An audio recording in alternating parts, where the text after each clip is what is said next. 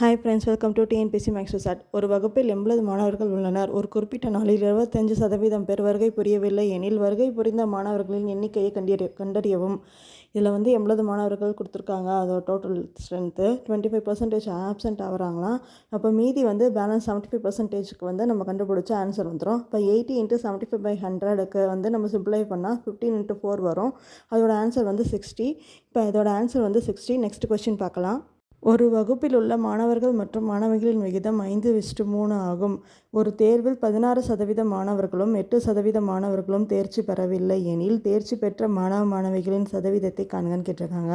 First 5:3 கொடுத்துருக்காங்க. இப்போ நம்ம 500:300 எழுதலாமா? அதாவது 0 கேன்சல் பண்ணிட்டா 500:300 எழுதலாம்.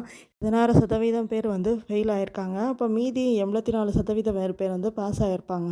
அப்போ இதில் அதே மாதிரி தான் 8% பேர் தேர்ச்சி பெறல சொல்லியிருக்காங்க. அப்போ 92% தேர்ச்சி பெற்றிருப்பாங்க. இதுலேருந்து நம்ம என்ன எழுதலாம்னா, பாஸ் ஆனவங்க மட்டும் இது பண்ணலாம். 500 × 84/100 நம்ம சிம்ப்ளை பண்ணால் 420 கிடைக்கிது.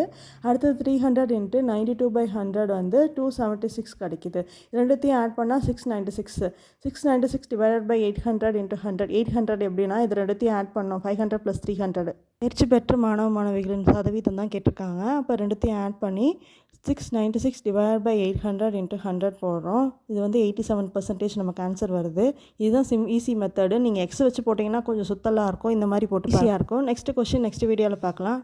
ஓகே ஃப்ரெண்ட்ஸ், ஷேர் பண்ணுங்கள், சப்ஸ்கிரைப் பண்ணுங்கள், கமெண்ட் பண்ணுங்கள், லைக் பண்ணுங்கள். மறக்காமல் சேனலுக்கு சப்போர்ட் பண்ணுங்கள். தேங்க்ஸ் ஃபார் வாட்சிங் அவர் சேனல்.